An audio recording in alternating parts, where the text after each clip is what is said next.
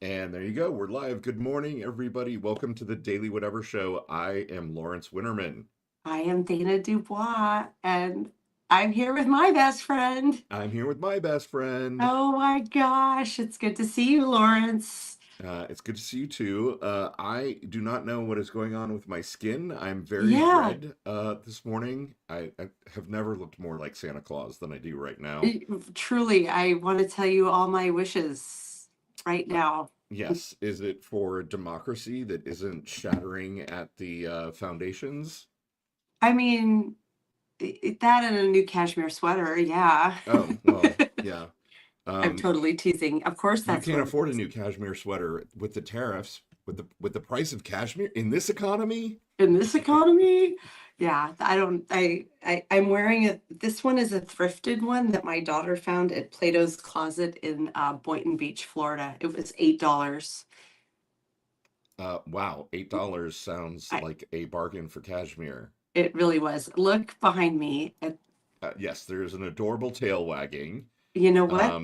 My I'm sad. I'm sad to learn that I am not the reason. My voice is not the reason that Kira shows up. I'd like to think it's part of the reason. I mean, Oh, she is like that's that guy. I'm realizing my treats are in the other room. We'll see if she comes down or if I have to go get them because I don't want to have to get up. Because I'm. Oh yeah. Oh yeah. I know how you feel, Kara. That's so relatable. That's how I well, felt after hearing the election results last night. I was like, oh. The here's the Tennessee thing. election results. I know it's some good news because Afton of the Bain poll. did something absolutely amazing. Mhm. She narrowed the margin to basically just under 9 points in a district that's like plus 22 for Trump. Yeah. And when you consider that there was no one else in Tennessee above her running, like there wasn't a governor's race or a Senate race Right. or anything like that, she really performed kind of a miracle. And I think we can interpret from that pretty safely that like we're still in a D plus 14, 15 environment, and the Republicans need to be shitting their pants right now because she Yeah. did an amazing, amazing job of keeping it in single digits. And that really does bode incredibly well for 2026. Unless the Democrats fuck it up by picking something stupid as their slogan, for example, like strong floor, no ceiling. Did we really pick that? Oh yeah, yeah. No, the National Democrats have decided that our theme that we're running on is strong floor, by which I only assume they mean pelvic floor because everyone's doing their Kegel exercises, and no I ceiling because we're camping. I don't know. Okay, so the pelvic floor thing would make me slightly more enthusiastic about like showing up and everyone doing their Kegels. Right. That's like the least exciting and inspiring slogan. Strong floor. Strong No, floor, no ceiling. yeah, Come on, no, that's terrible. dudes. Like wherever you're workshopping that shit, like you're talking to the wrong people. That reeks of like, yeah, an agency and like way too many leaders above a certain level in the same room being like, well, I don't really like that. That's a little crazy. Why don't Yeah, we say us we have some our footing beneath us, a strong floor? That's really gonna resonate with the kids. yeah, yeah. Oh my God. Strong floor. No ceiling. Ugh, Hey, come that on. makes me angry. That's so Come on, bad. you guys. Try do better. Why don't they hire us, Lawrence? I mean, we could name it We could definitely come up with something better the than Daily that. Whatever Party. Like We can hold all of you. here's the thing. Whatever. I was joking earlier today. I was talking to Cliff and Yeah. we were talking about this and I was like if I think about it, I get it, right? It's Yeah. basically means like everyone needs a solid foundation and unlimited Yeah. opportunity. And then I was like, you know what? Solid foundation, unlimited opportunity is actually better Oh my God. than Yeah, strong it's floor, no ceiling. Or, what Afton actually ran on yesterday, which was like feed kids, fix roads, do good. Or I don't remember what the third thing was, pay but like, nurses like it was something about medical, like oh, right, pay right. Yeah. nurses. Yeah. Like, yeah. Fix hospitals or something. Fund hospitals. Yeah. Fund Feed kids, hospitals. That fix sounds roads, right. fund hospitals. Jesus Christ. There you go. Winning message, guys. Right. No, solid floor. The floor. Yeah. That's So what we're dumb. So dumb. so dumb. Uh, You know what? I We're can gonna do only assume something. that they were lost in There's the fog of war, just like Pete Hegseth. what does like I read that post by David Schuster. It was just a note, not an article about sorry, you're walking in here with me because I can't deal I can't believe I put these away. What was I thinking last night? Truly, what were you thinking? I don't know. Sometimes I'm not. But I read that David Schuster note where he was like, you're saying journalists are sitting in our air conditioned rooms? Like, I've been shot at. Yeah. Have you Yeah. been No, shot at? I thought that was Oh, particularly good. A good point by David that like, yeah, bro. Like, oh, did I lose you? yeah, you blinked there for a second. Pete Hegseth saying that journalists are just sitting in Um, an air conditioned room and planting I've fake lost stories my in the Washington. audio. This is bad. Uh-oh. Can you still hear me? I can hear you. When I put it back in the holder, I squeezed something on my phone. Can you hear me now? Well, it's a good thing we're getting this out of the way before we invite on our There we go. guest. Can There you we hear me? go. Yep, I'm back. Sorry Okay, about that, you awesome. guys. This is how the sausage gets made every day here at the Daily Whatever, showing how to take care of the beasts Yes. with it. Now you And said I like sausage to do gets that made. with Nature Knots.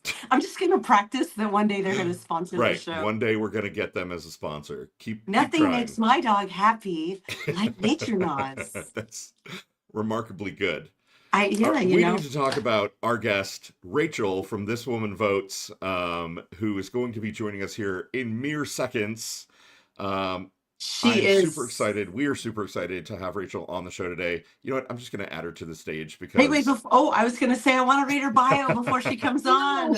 Whoa, we've ruined it all. Hi, Rachel. How Hey, are you? Rachel. We are thrilled to have you here today. Thank you. And now you're gonna have to endure me reading your bio while you're here. I'll just cringe in the corner while you. Right. That's what I think is gonna happen. You can tell me, is it Marone? Marin. Marin. Rachel Marin writes, This Woman Votes, a furious, occasionally funny, deeply informed political dispatch from a woman who's done being polite about fascism. Yes. She started Substack under a pen name just to separate her work life from her war writing, but the stakes are too damn high for hiding. She writes to arm people with clarity, courage, and the occasional well-placed interrobang. I love it. Welcome to the who doesn't love show. an interrobang? Thank you. I know that you are willing to fight over an Oxford comma, as am I. Oh yeah. But the interrobang is in fact my favorite punctuation. Yeah, no, me too. Last time I was hanging out with my boyfriend, I think we interrobanged. Lawrence is exactly what I was about to say. There's no bang that Lawrence doesn't like. There's got to be something in there, right? Like, Yep. I love a good interrobang too. Been way too long since I've had a good interrobang, Lawrence.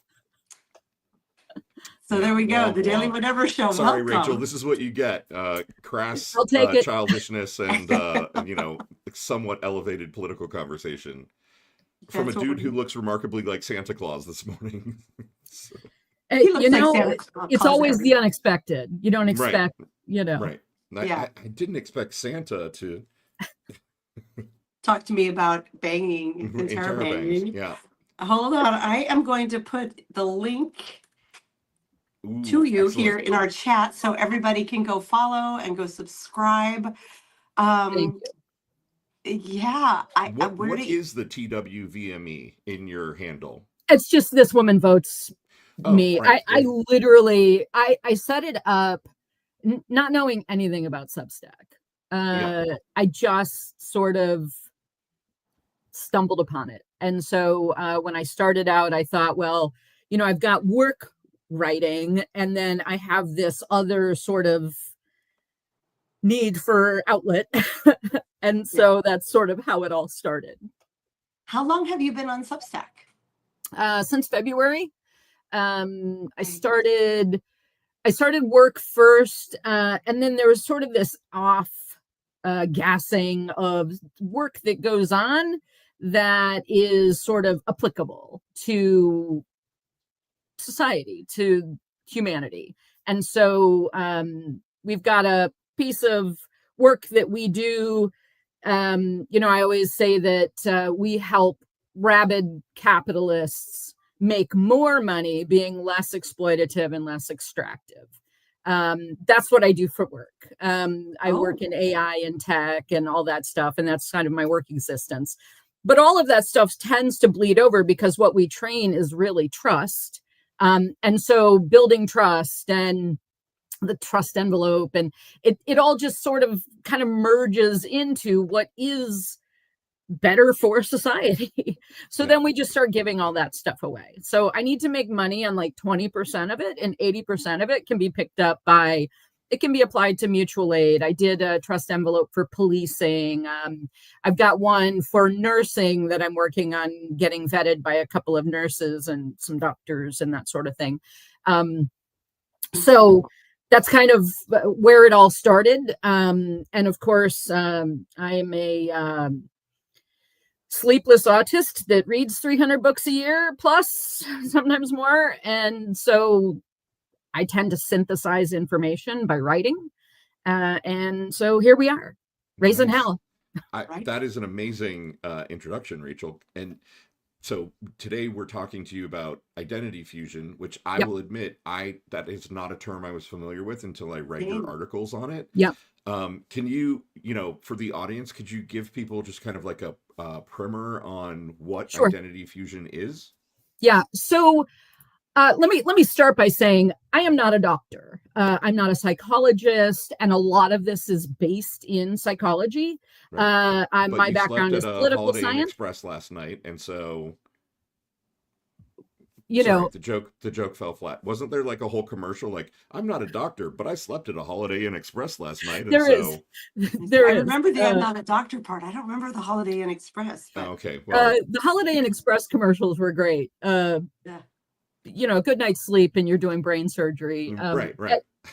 Yeah, that is that's kind of what it is, right? Because I write about a lot of stuff that is sort of a synthesis of all of my ideas and thinking. And so when I started reading this summer, I was sort of off on this deep dive into feminist prose, and I had this goal. I was going to read, 50% of everything I read was either going to be people of color, indigenous. I wanted more perspectives. I wanted to sort of dig through, be more intentional about my just gross consumption of information. Right. So it was your bell hooks summer, basically. It was bell hooks. It was bell hooks and Adrienne Maree Brown and just so many great writers. And so, and most of those were rereads in a lot of cases, but I kind of reread books the way people rewatch movies. Sure. It's, you find a book that's comfortable and I'll read it. Yeah.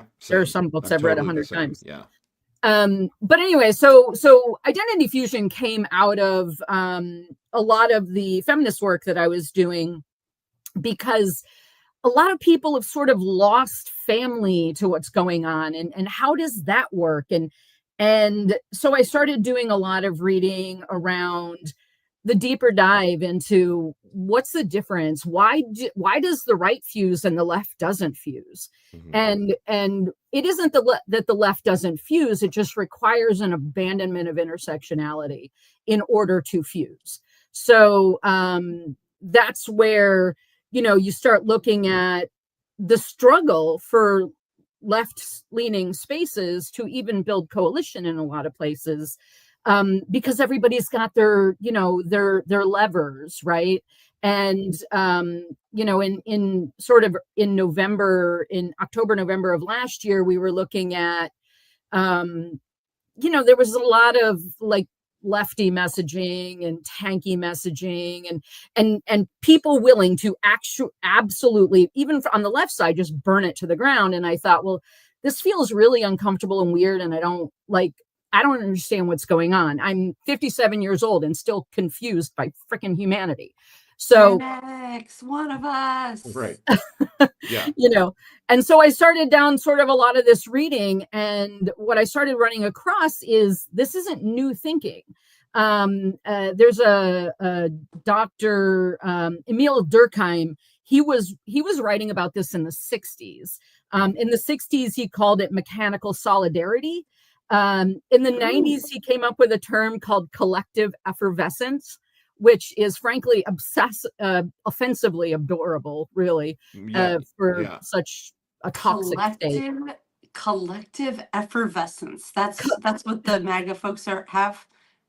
Well, I think it's darker than that. I think it starts to get toward like this idea of I'm part of this group, is sort of where the leftists live. And then I am this group is where MAGA lives. And once you start picking through sort of their willingness to sacrifice everything, including their own family, you have to see that any attack on your actual identity becomes an existential threat.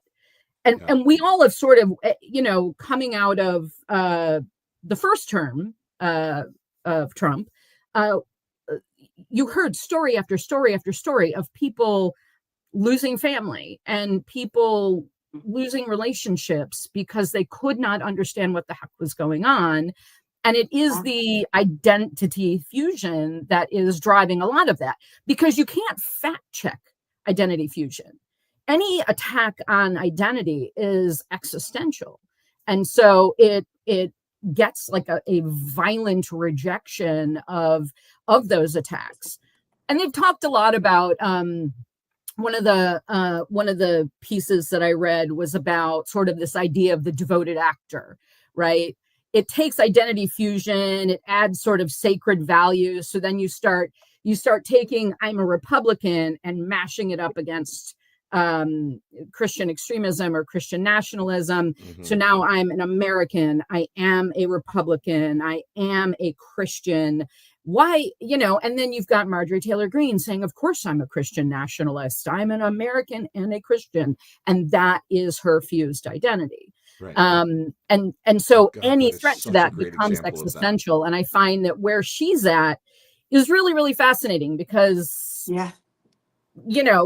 she's quitting and giving up. Is it because her fusion has fractured? Is one of the things that I'm curious about. I'm absolutely not bought on her. I think she's a heinous human being. But if her identity can crack, then it seems like there's a possibility that others can as well. Yeah. God, that's so interesting, because I think all of us are kind of naturally gravitating to the kind of verbiage of talking about MAGA cracking, right? Like we're seeing kind of the fine cracks in the china beginning to appear, and then the bigger ones like Marjorie Taylor Greene.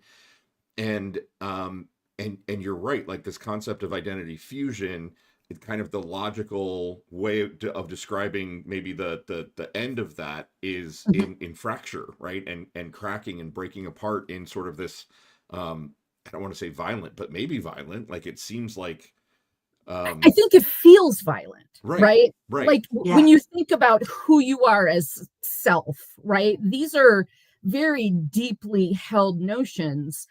And I don't know if you've ever read anything that gave you like an epistemic shock that just fucked you up. Yeah. Right. I've read a few of those things where I'm like, I got to sit with this for a minute. I read a book. I read a book a few weeks ago that just has made me so furious that I cannot write about it. Oh my God. Can you tell us what it was? So it was the book called Injustice, about the whole why the hell Trump still exists and isn't in prison. Yeah. And like we are suffering a literal death by optics. That didn't move forward because of fucking optics. And that book has me so angry that I can't process through it. Like I've tried writing about it. I've tried rereading. I have, I don't know, 300 or so bookmarks in it. It's just like, it was so infuriating. And that wasn't an epistemic shock, but it was one of those things that I had such a violent emotional reaction to that, eventually I'll figure out how to frame it up in a sensible way that conveys something other than just absolute fury. Yeah. Hopefully. I'm looking. It's not in your reading against the refinery list. No, it's not. Too No, it's not. soon. I mean, part of the I'm reason gonna that I put did that is because of this conversation this morning. I think that there's sort of some entry level stuff that you can read and get a really good understanding of what's actually happening. I tried to link to a combination of free stuff that's available, and then I usually link to Powell's because Powell's is my local nerddom. My drug dealer of choice, if you will. Oh God, we love Powell's. I was just there like last month in Portland. Yeah. Incredible. War-torn Portland. It was really hard to walk through the streets with all the shenanigans of war going on around me. Right. The fog of war. The Pete Hegseth the fog of war. Oh, what a Portland. missed opportunity. Thank you, Lawrence. The fog of war was thick in Portland. Yeah. Not the last book that I read. I think the first book that I read that gave me that kind of like epistemic shock that you were talking about was the Howard Zinn, People's History of the United States, right? Like kind of going from that program childhood impression of the history of the United States as beacon of hope and embodiment of all that is good into like, oh God, no, we're fucking monsters. It's just that we're maybe slightly less monstrous in some incarnations than other places in the world, but so I know what you're talking about with that, reading something that literally rearranges your interior world. Yeah. One of the things that is in that list is Milton Mayer's They Thought They Were Free. And if you haven't read this book, please read this book. Everyone should read this book because it's a journalist that was talking to people in Germany in the 30s and then went back to Germany in the 40s after the end of the war to revisit those same people. And the gentle, soft slide into fascism isn't hard. And we are there right now. It's happening right now. And so if you don't read that book and recognize what's going on around us, you need to reread it because you missed something. Right. Yeah. Or look up and see what's going on around us a little more. Just take a look around. The idea that, I'm pretty insulated. I live in Portland, I'm white. I don't have a whole lot of struggle. I don't have I don't have a lot of risk, frankly. Mm-hmm. My companies are all incorporated in Canada. So I have a plan B. And mainly I incorporated in Canada because I consider the United States legal system sort of post-law. There is no more IP protection. It's pretty difficult to get anything done legally here. And you can't trust any of it. It's all completely untrustable. Wait, can we pause there for 1 second? Sure. How can an American go incorporate a company in Canada? I didn't know. Well, first, maybe I'm naive. I didn't know we could do that. You can do that. I'm incorporated in BC in Vancouver. Also, my business partner lives in Vancouver, but they allow cross-border business entities. Really? Yeah, but on the other side of things, it also gives you a 1-year path to legal residency in Canada. So that's sort of my plan B. And then tell me more about this. How interesting, Rachel. Do you need to seriously? Do you need to prove that your business is doing something to benefit the people of Canada? What are the regulations or sort of stipulations for doing that? Suddenly, you're teaching a law class on how yes, to please. incorporate in Canada. Sorry. Again, I'm not a doctor. I'm not a lawyer. Yeah, right. Just based on your experience. So you can incorporate in Canada. The path to legal residency takes somewhere around 12 to 18 months, depending on what you're looking for. It is sort of what they consider a fast track process to get your residency there.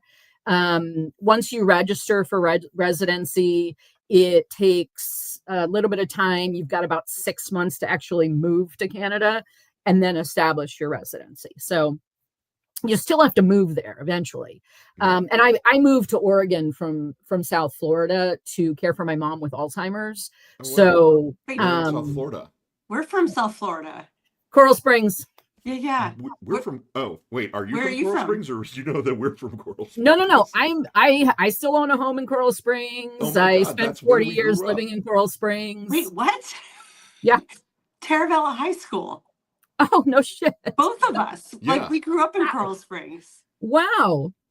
Yeah, I my place is right off of 99th, directly across the street from St. Andrew's Church. Oh my God. You're blowing my. Wait a Yeah. minute. I didn't even. Are we the same people? Honestly, I related? feel like we're only a couple years apart. And did you grow up in Coral Springs? So my parents divorced in the 70s, so Yeah. I split my time. My dad moved to Margate in like 76. Oh my God. And I would split I went to school in Wyoming, and then my parents needed to be 3,000 miles apart. Right, post-divorce, really so, far apart. yeah. My brother and I used to be like, we're the only bi-coastal people in Wyoming. If we could include, is there any body of water? in No, Wyoming? there's small bodies, very small bodies. Right, but, yeah. If you're standing by a pond, you're bi-coastal in Wyoming. Yeah. That's amazing. You've just blown my mind. Yeah, Margate? I raised 7 kids in Coral Springs. All of them went to charter school. I didn't have any and my ex-husband works for Broward Schools. So, Oh my God. yeah. I'm freaking out. If you ever shopped at the Walden Books in the Coral Square Mall. Oh yeah. in the I used 80s, to live at the Barnes and Noble on 26th and University there. Yeah. Okay. So pre Barnes and Noble in God, In the when did I work 80s. there? Like 84 to 89, probably. Like, if you ever shopped in that Walden Books, we probably met because I worked there in high school. Yeah, I I knew you left looked Wyoming familiar. in 87 when I graduated, and then moved to Florida, and the rest is history. Yeah.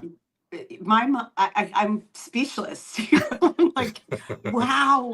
Right. It is I an knew I liked incredibly you. small world we live in. Yeah. We live It in only such took a us small 30 world. years. Oh It my only took us gosh. 30 more years to meet, Rachel. Yeah, I'm a city in the country girl. That was the slogan back in the 70s for Yeah. Coral Springs. Like, yeah, we moved there when I was very, very small, and Lawrence and I met in 4th grade. Wow. Went to middle high school, elementary, middle high school together there. We both went to University of Florida. Like, we go way back. Wow. But so the horrors of South Florida. Mhm. Yeah. And I gotta tell you, leaving South Florida is like breaking up with a bad boyfriend. Oh, Oh, It's God, we like know. yeah. you Both did don't it. realize how bad it was until you're outside looking in and realizing, oh shit, that was And bad. then- And now, like I've still own my place in South Florida, or in Coral Springs. But the reality is it's in a neighborhood that I can't afford to buy in. I bought in 2002, and I bought because elementary school was right around the corner, and everything I did was in 1 square mile of we could walk everywhere, and my grocery store was up on the corner, and Starbucks, bookstore, all that stuff. And now the bookstore is like a Trader Joe's or something, my son was telling me. Oh, yeah. And the grocery store was a Publix, of course. Yeah. Well, it was originally an Albertsons. Oh, right. Yeah. I remember in think- the 70s, we used to hunt out at the end of Wiles Road. Oh, God. Yeah. No, Yeah. I know exactly where you're talking about. Yeah, so the St. Andrew's Church, is that the one that's kitty corner from Temple Beth Or? No. Okay. So you know where the hospital is, right? Yes. So in that neighborhood between 99th and Sample, or between Copans Road and Sample, Yeah. and University Oh my and God. You Coral were right Springs where Drive, we grew up. back in that I mean, neighborhood. like, My street dead ends at Mullins Park. I was just going to say, you're right by Mullins Park. Oh my Yep. God. You are Yeah. right where we grew up. Absolutely. Except Copans Road was called Royal Palm Boulevard. Right. Royal Victoria. Palm. I remember when my dad lived in Margate, Royal Palm didn't connect to Copans. It Oh my was God.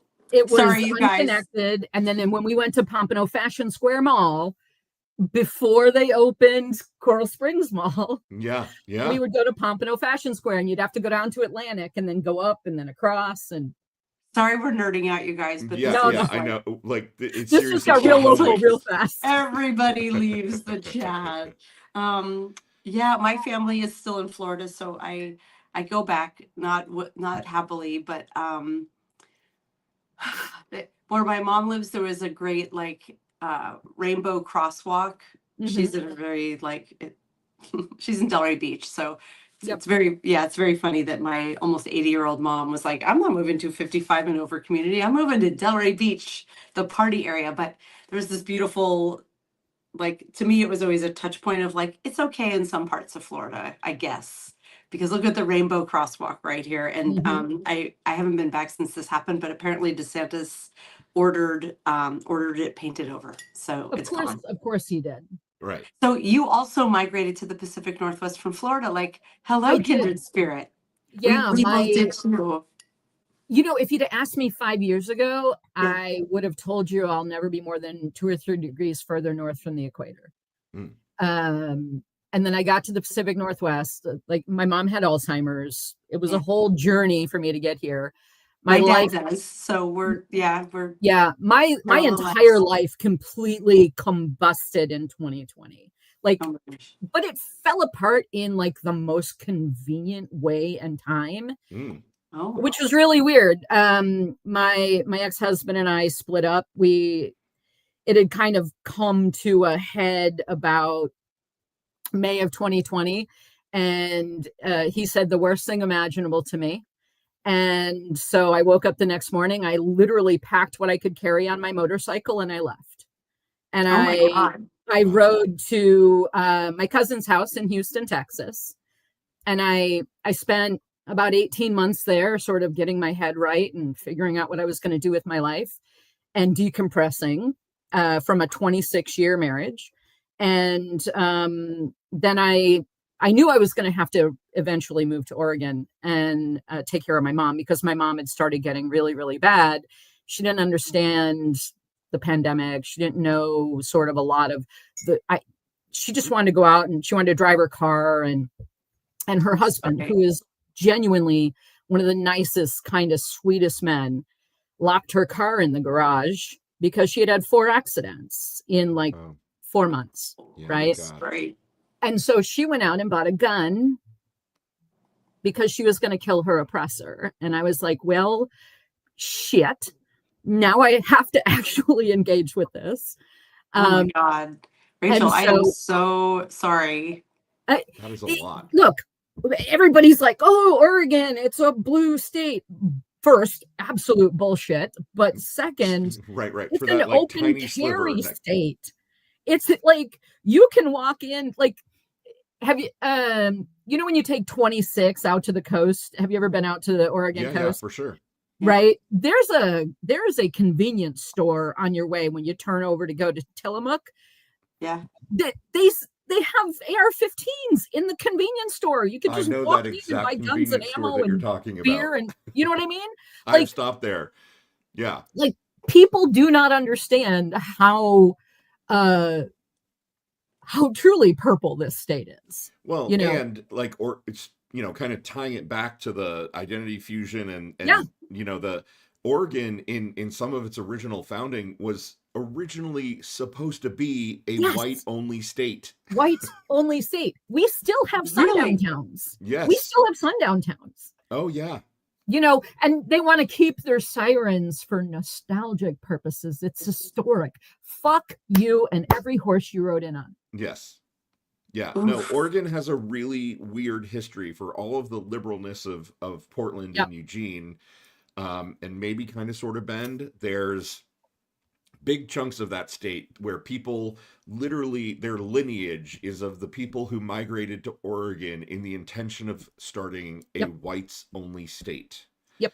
And That is those are the horrifying. parts of Oregon that want to join into Uber Jefferson. Idaho, right? Right? The Jefferson movement. Right. Yeah, Yep. to the south there's the Jefferson movement, and then on the east there's the Greater Idaho, Uber Idaho, whatever they're Right. calling it, initiative. I just want yeah. to be part of Canada. Oh yeah, like- absolutely. Yeah. Cascadia. Cascadia, Cascadia. Canada, America. America, whatever the fuck you're gonna Yeah. call it, right? Like I don't care. Pacifica, Yeah, I've I always just, assumed. look, I just want healthcare right, and freedom right, and decency. Bod- That's all I want. bodily autonomy. Let's just add that. You Bodily know, yeah, autonomy. bodily At least to know. autonomy. You know, people Here who are don't those cringe taglines when for the you know you Democrats. ask what their pronouns are. You know, Yes. yeah, I I don't want a strong floor. I can't even remember it already. Like strong floor, no ceiling. no Ra- ceiling. Rachel, did you hear? I did. We were I did hear jabbering that. at the beginning. Yeah. What's your take? So, look, I think what Bain did was phenomenal, right? And I think you look at other candidates that are sort of taking approaches similar to that. It highlights the potential for fracture, of course, but like, what the heck is her name? I've just blanked on this candidate's name, but I just want to glance at it really fast Yeah, go because for it. I've been doing the Kate Compton Barr. She's running in North Carolina U.S. House.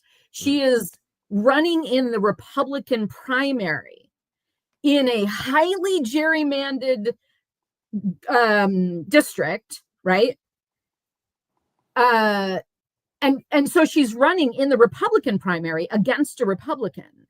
And she originally ran, I want to say 2 years ago, under the Kate Can't Win thing. Oh, right, I remember right? her. Yeah. And so I've been don't remember doing a series called Profiles in Progress, where I do a deep dive into everything I can find out online, whatever, about candidates who are running either Democrat, progressive, socialist. I don't really care about that. I just want to know that you aren't MAGA, basically. And I would prefer to highlight women, people of color, Indigenous. That's sort of the focus. I think we've done enough damage with the white men. Agreed. Someone in our chat, it's Musings, is asking, I'm in North Carolina, which district? Do you happen to know? So I'm U.S. looking. House NC 14. I will drop the link in the chat. I don't know if this will work or how that works. It did work. Look at you keeping up with the chat. I love that. Thank you. I'm trying. But, you know, I think that, you know, more and more people have got to run. You know, if you look at Amanda Littman, who does the Run for Something group, I think that and this is going to sound ageist at 57, but I feel like I'm too goddamn old for it at this point. And I used to say, because I do a fair amount of like public speaking and that sort of stuff, and then people would come up to me and be like, "Oh my God, you should run for office." And I used to say I have way too many skeletons in my closet, like, right? But then I think, well, shit, we have a rapist felon in office. Why, you know? And not even that. I mean, Rick Scott in the Senate is one of the biggest American healthcare fraudsters Right. in the country. And he's in the Senate trying to take our healthcare away. The unmitigated gall of this son of a bitch. Yeah. Right. Honestly, I have had like wild fantasies of running for something and just preemptively being like, oh, you know what, you guys, here's all the internet videos of me giving blowjobs. Yeah, come at me. They're really If good you must. blowjobs. And you just put it all out. You just Right. put it all out there, right? Yeah. Because Here I am. Right. I was late on my taxes these years, and because Yeah. who can fucking afford taxes in this economy, right? And You know what's there crazy, you go. Lawrence? That's all A the dirt. candidate like that, if we're talking about, we talked yesterday during our rambly session, our unplanned live, about authenticity and how that's what's really resonating for the Democrats. Yep. Here in Seattle, we had a very close mayor race between our incumbent Bruce Harrell and upstart Katie Wilson, with really no executive experience, but she was so authentic. And she's like, yeah, Right. I can't barely afford to live in Seattle. Yes, my parents are providing free healthcare for my kids, so I can afford to run. Yes, I take the bus. I think there has to be the candidates are going to start appearing who are like, yep, there's been, I have filmed myself having sex, and you can find it on the internet if you wish. Right. I'm not ashamed of it. It's there. Right. Because I'm not 100, right? Because I'm an actual person in the internet age. Jason Odell just put, vote Lawrence, he'll wash your sugar bowl. He'll wash your sugar bowl. So I wrote a story a couple weeks ago now, and inadvertently maybe started what we want to have be the next, toss my salad, wash my sugar bowl. Nice. It was supposed to just represent a literal act of care. A guy I was seeing like literally washed my sugar bowl when I wasn't looking, and set it on the counter. And I was like, what a lovely thing. Someone is making my life easier in a small way. I could love this guy if he right. And then I rises heard to the that occasion. and instantly turned it pervy and was like, yeah, he really knew how to wash your sugar bowl. He really did. He really did. You got to take it where you can get it. At my age, if you could work this into conversation, Rachel, when you're like, yeah, that guy, he really washed my sugar bowl. Let's see if we can make this take off. We can be like Dan Savage with pegging and Santorum. He's always like coin terms that are now kind of part of the lexicon. Yeah. Pegging is now in the OED. That was his goal in life. I want this. I'm not aiming at the OED, but like a colloquial expression. Sure. Toss my salad, wash my sugar bowl. Trying to maybe bring it back to kind of the gist of our conversation, though. Yep. So Rachel, you're somebody who obviously thinks deeply about these things and really likes to synthesize. So looking at the environment that we're in right now, politically, going into 2026, what's your take on like messaging or framing or, the ways that Democrats can actually kind of put a stake in the ground to win? So, and this sort of takes some of the identity fusion thinking into this, but when you think about sort of a lot of the messaging that was coming out in like April, May, June, and everybody's like, we got to stop with identity politics, and we need to, part of it sort of read like, frankly, it read like we have to sacrifice. We have to sacrifice trans people to win. We have to sacrifice. I already loved you, Rachel, but I love you even more. This is exactly my take too. Yeah, please go on. I refuse to enter into the thinking that we have to sacrifice identities.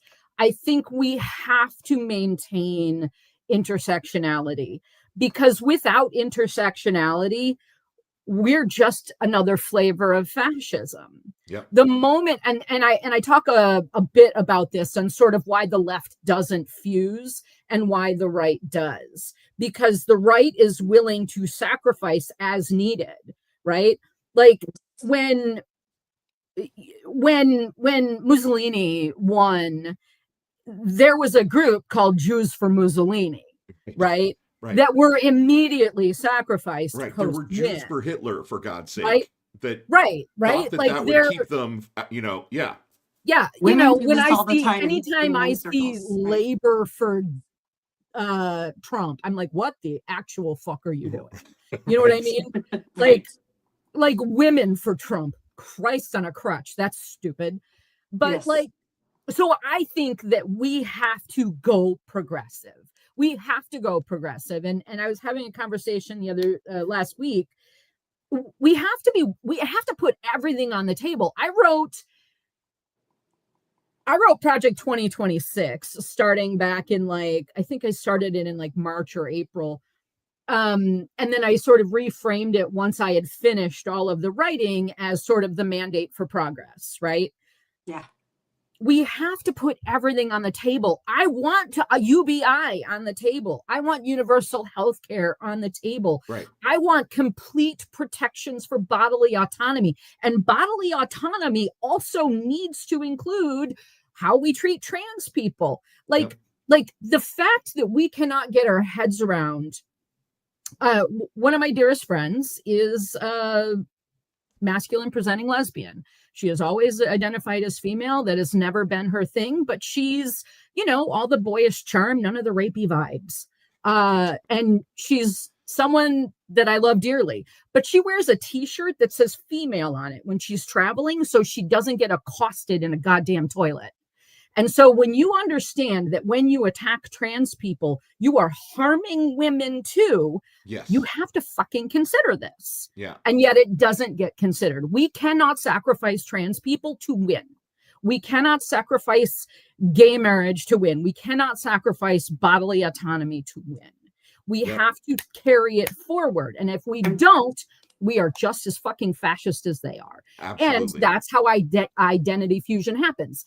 The left can fuse, right? That's how Stalin happened. That's how Mao happened, right? That's left side of fusion, right? We cannot, as long as we maintain a death grip on intersectionality, we won't fuse ideologically.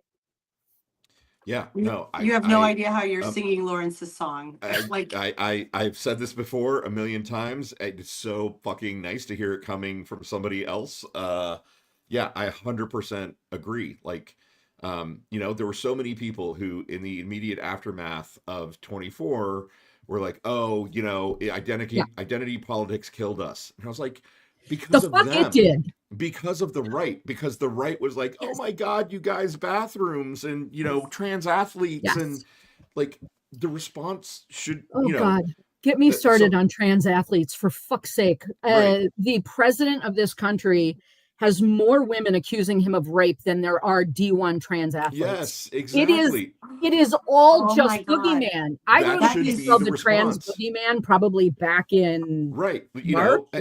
And someone wiser than me, God, I wish I could credit them, but someone wiser than me was like, you know what trans people care about? That the fucking grocery prices are too expensive. They care about the fact that healthcare is unattainable, regardless of whether it's gender affirming or not. Like, God forbid a trans person gets the fucking flu. Because seriously, Jesus. Yeah, I want life affirming healthcare. The stuff that keeps me alive, to be affordable. These are the things we should be uniting around. And I want to underline and point back to what you just said about there are more women who have accused our president of sexual assault and rape than there are D1 trans athletes. Yeah.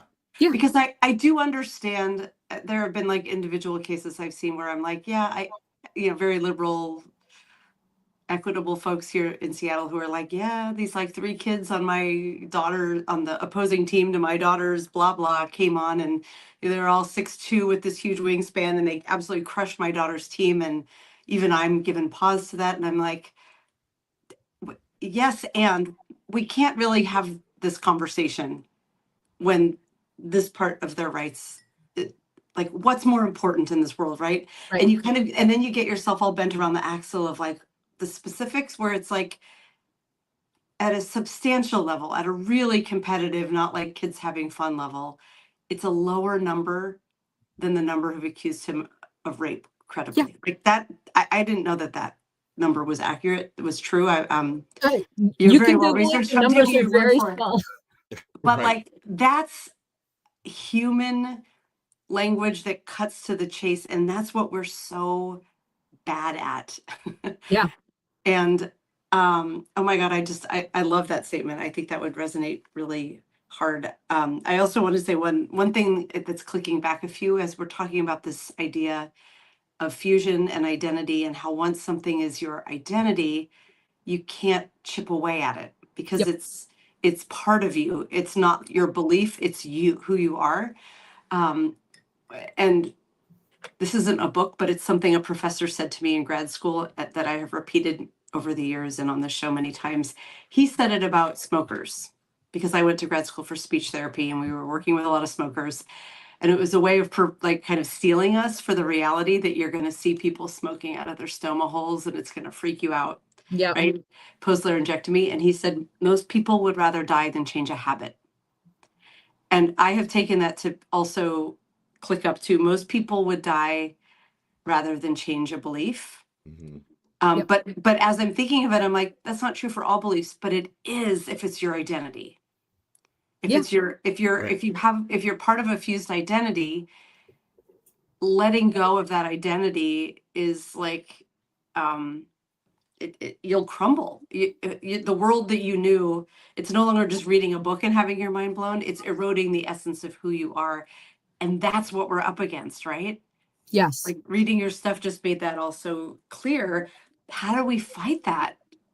So I think there's a couple of things, you Yeah. have to sort of start with gentle questions, things like, did you see that this is happening? Because part of what happens in fused identity is their information stream becomes extremely narrow, right? Yeah. I was watching a TikTok, and it was during the shutdown, and this guy was just fully leaned into, what do you mean the government's closed? And he was inconvenienced by it because he had gone to an airport and there was a 3-hour wait to get through TSA. And the entire comment thread, all of the comments were like, what do you mean you don't know this? What do you mean that you're confused? The government has been shut for 40 goddamn days and you don't know? Right. And I think Right. that sort of, when you start looking at how people get information and how narrow those streams become, and I've got a piece, a series on epistemic war, right? Because that's what a lot of this is, right? This is epistemic warfare. And so within the epistemic war model, you have saturation, enclosure, capture, and then selective violence. And this is how information gets framed. And so when you think about saturation, means that you start seeing it in your feed, right? And then enclosure means that it starts getting escalated in everyone's algorithmic feeds. And then capture means that it's sort of moved from the feed into your local city council meeting and that sort of thing. Yeah. And then selective violence is sort of the punishment that gets put out based on, and it's usually sort of doxing and shaming and that sort of thing. And like the president calling that reporter piggy was very much an example of selective violence. It shames her for certain, but it also teaches everyone that surrounds her to watch it, right? And Yep. so that starts to sort of hamper reporting. And so and the thing that I tell people all the time is, you don't have to believe me. All you have to do is take a look at the SecSev model, identify it, clock it when, and then just follow the model. You don't have to believe me at all. It's not even ideological, whether it's on the right or the left. One of the things that popped for me a few weeks ago is everybody was talking about, I saw 3 people within 30 minutes call Katie Porter snippy. Now, as someone who has occasionally been accused of being abrasive and snippy and a whole host of other pejoratives, I immediately was like, they're using the same language. And the reason they're using the same language is because it's getting laddered, right? There's an amplification laddering that happens where a small creator will say something, and then a mid-tier creator will amplify it, and then it gets amplified at the big creators start amplifying. And so that is, you don't have to believe it, but the moment you see the pattern, you will see it everywhere. Right. And as soon as I clock a pattern, I have an OSINT. OSINT is open source information gathering. Mm-hmm. And I have an OSINT tool that I use. When I see a pattern, I use my OSINT tool to do a lookup on it and just to get a read. What's the read? Is it me? Is it like, because I'm highly pattern oriented. But, having something else validate what you're seeing, having the ability to clock a pattern. And I know that I am way more pattern oriented than the norm, but people see it all the time. They just haven't recognized it as this is an action that someone's taking against me in an epistemic war frame. It immediately made me think, what other person is running for governor in California that is trying to plant the Katie Porter is snippy meme and get that elevated so that it disqualifies her from being a viable candidate, right? Right. 100%. That's the Overton River. The Overton River. Yes. Overton I know. I could talk your ears off for hours and hours and hours about this shit, but oh my God, we're bringing you back on. I mean, anytime. Obviously you're going to come back a million times because you're our new bestie. Yes, we asked a question, and we were neighbors for crying out loud. Right, for God's sake. We probably met at Walden Books in 1980, 88 or something. Oh my God. Before we jump into our question we always ask, Lawrence, the chat is asking about your OSINT tool. Is there like a link you can put in there? It's not. I have a 47-page instruction manual that you can load into ChatGPT as an instruction tool, and it will do the do. So do you share if that you want to anywhere? send me an email at thiswomanvotes@gmail.com, I can mail it out to you. Awesome. Okay. Amazing. I love that. Hopefully everybody in the audience just caught that. Amazing. And we are almost out of time, so we do have to ask her a question, especially as you are right Gen X, like us. Gen X like us, right in the middle. So here's the question we always ask, hard hitting. What is the most Gen X song of all time? Okay, so someone tried to hack me on TikTok the other day, and I got a little note saying, hey, give me your number, from someone I kind of only mid-knew, and it didn't ring, right? And so I sent him 503-867-5309. Right. And then I got a message back going, did you get my text message? I need that number so that I can get into my TikTok because my TikTok is locked. And I was like, nope, didn't get it. Oh my God. 867 Jenny. 5309. Yeah. That's perfect. That is a great choice, because that is a song I feel like only Gen X really remembers, and it's programmed into all of us. They didn't get it all. They didn't get it at all. Of course not. Right. If you don't get it, you're not Gen X. Yeah. You're not Gen X or you're not American if it's a spammer. Right. Oh, wait. Okay, Rachel, you might know this. What is the subscription number for the Miami Herald? Oh, I don't. If we start singing it, 4444444. That one I definitely don't know. I should know that one. Oh my God! It also comes from not watching TV. I haven't watched TV. Oh yeah. No, it was a TV commercial that obviously I saw so many times that even now I can subscribe to the Miami. There's a childhood thing. So my parents, my parents and my dad and stepmom in Margate, their phone number was one number off from the City of Margate Water Department. Oh my God. So you got so many. We got so many phone calls. Yeah. Nice. That's hilarious. Rachel, this was so much fun. Thank you so much for coming and joining us. You know, I was just thinking that, like, I've said many times that, like, the most amazing women I know often have the shittiest fathers. I'm also going to say some of the most amazing people I've met are South Florida escapees, especially those who flee to the Northwest. There's very few of us.